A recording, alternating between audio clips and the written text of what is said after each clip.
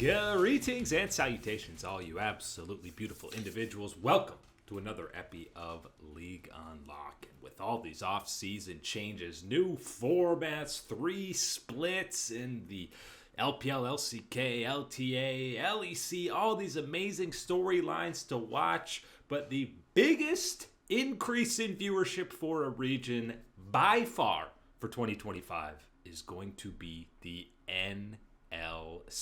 And before this year, before Los Ratones even existed, I don't think anyone knew what the NLC was or that it was a League of Legends esport at all with that acronym. But obviously Los Ratones already brought a lot of hype, and now we're seeing the rest of the league catch up. Got the official announcement from Ruddy Esports, this Perkz lane swap top lane with Jankos and leader with I Will Dominate and Yamato Cannon as coaches. It's real, Mark. This is an actual team.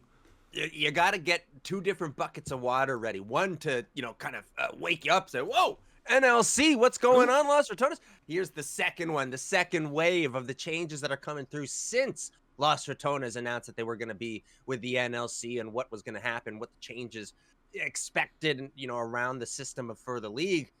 Seeing these rosters come through, the shaping of the NLC for 2025, yes, you can bet on it. You can book it right now. Take it all the way to the bank. The NLC will have the biggest jump in viewership in 2025 compared to any other region. Minor, major, I don't care. The NLC is going to come out on top in 2025. Excited to talk about it.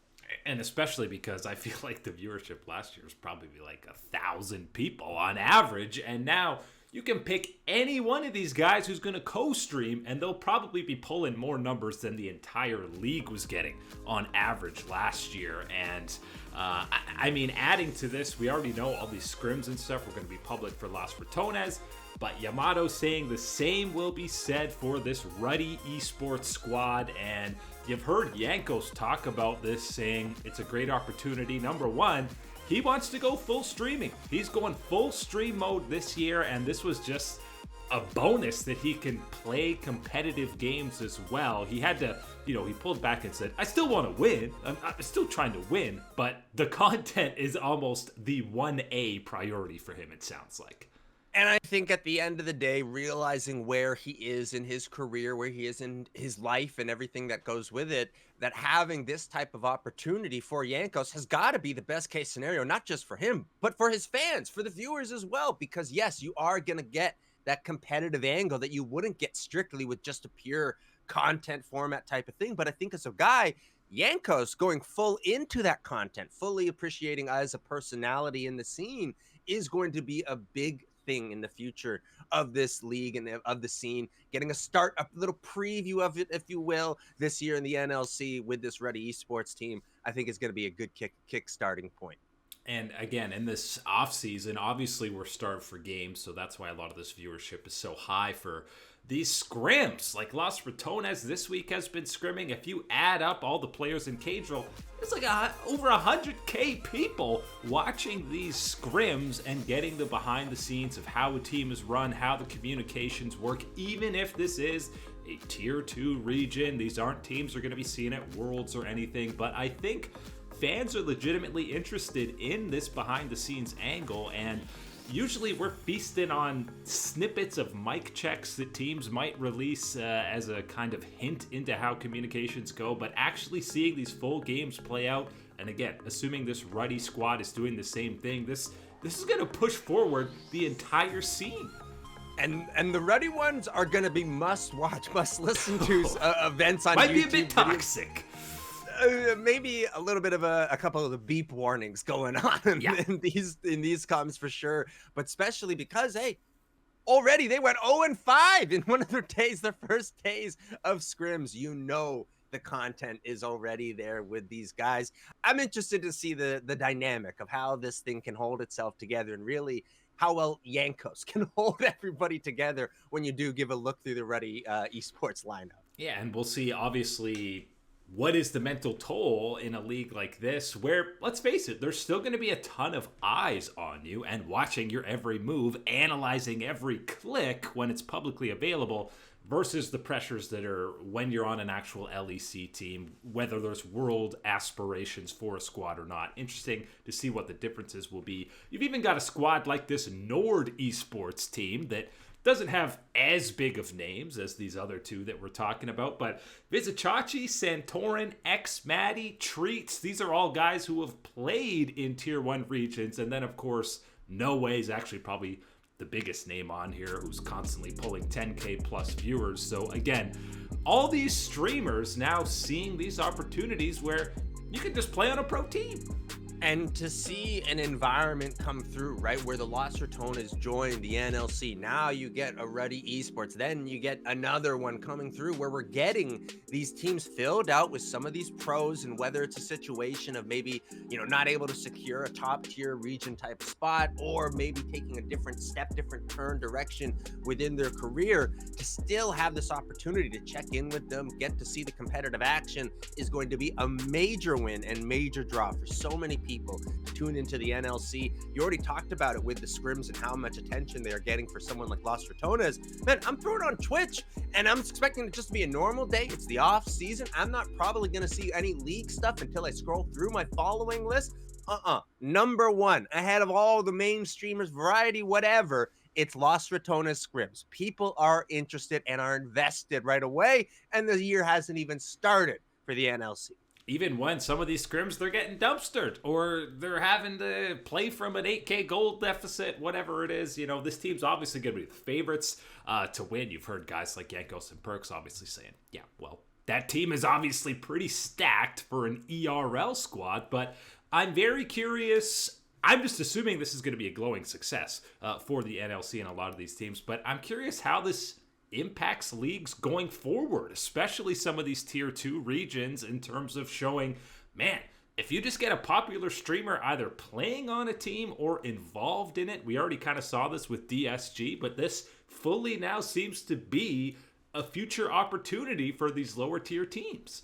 And no question about it, the NLC has recognized that and is going to be capitalizing on that this year. You've already seen that with the announcement of the broadcasting staff. I think certainly a step up from previous years with a lot more names that are established or names that you have heard or seen throughout the LEC side of the broadcast. So getting them onto that one and their preparation for it. And again, it sets that precedent, sets that tone for the rest of the leagues around the world that are going to see this. And they're going to see the NLC and the results and the success of this movement and excitement and hype that's built around these individual pro players, the streamers, the combination of it all.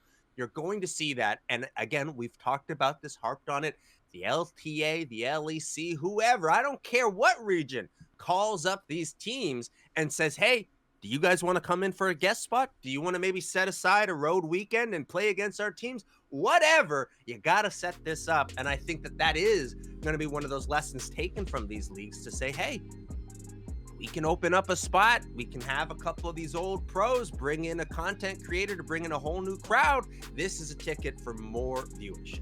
And listen, I don't want to go too far, but if this does as well as it has been doing, and again, it feels like a lot of these numbers are boosted because it is the off season, because we don't have any actual main stage games, but I might be some of these tier 1 teams looking at what number these scrims are getting and going, okay, Cloud9, maybe once a week we show some scrim games with some of the guys on the Rift or something. If it's going to be that easy to be pulling these good numbers, who knows? I mean, it's been a long time thing where I think that has been underutilized by teams, and I don't know how, again, you work that out and avoiding burnout and too many obligations for the players and whatnot type of situation. But it certainly has been something within the ecosystem of esports and how it is presented online and how accessible it is through things like YouTube and Twitch. You have to be able to find a way to take it to the next level and provide that extra content, that extra access for people. And the way that the scrims have been handled, yes, I understand there's a competitive aspect that needs to be maintained and kept for secrecy and whatever in preparation. But getting that access, getting that behind the scenes view and investment in that you are there for those behind the scenes times as a fan is a massive thing to gain. And we've already seen that with Los Ratones. We're going to see that with Ruddy Esports and the way they'll be doing their scrims. I Will Dominate is going to be there. Boy. People are going to be tuning in to watch these things. And I think that, again, LTA, LEC teams, you're certainly not immune to one of these opportunities and seeing what type of growth you can gain from it. Can't wait to see whatever bets Dominate and Cadril are going to have throughout the year, whenever those two squads are going head to head. But listen, fans are starving for scrim content. G2 posts their record for scrims and everyone loses their mind eating it up. We always hear about scrim teams versus stage teams, and I understand the idea of, okay, we don't want to reveal what some of our picks are that we've been practicing in scrims, but at the same time, I'm always thinking, well, who are you hiding it from?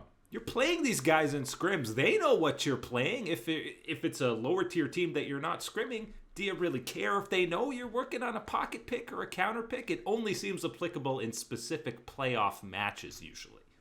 And I think, again, like another comparable for me is something like heading to the baseball stadium, right? You know, people go early, an hour or two early, so they can see the batting practice before the game, see their players, see them practice, see them be in an environment within that sport that isn't maybe as intense or maybe as pressure-packed and important as it is in a real game where the stats matter, the results matter in that type of sense. So getting that practice view, like a scrim type of approach, and getting to spend time with that organization, with these players as they're working things out, making mistakes, and you're getting to see that, that's a different angle. And absolutely, this is going to be one of the things that takes that experience of being a fan, being invested in a league, being invested in these teams and players to a whole nother level. The LCS, the LEC, I'm begging you, please take some notes and prepare for this. Yeah, and let me tell you, EU Masters this year is going to be at a whole nother level, assuming either a squad like Ruddy or Los Ratones are the ones representing from the NLC. But all of a sudden, Tier 2 getting that Tier 1 treatment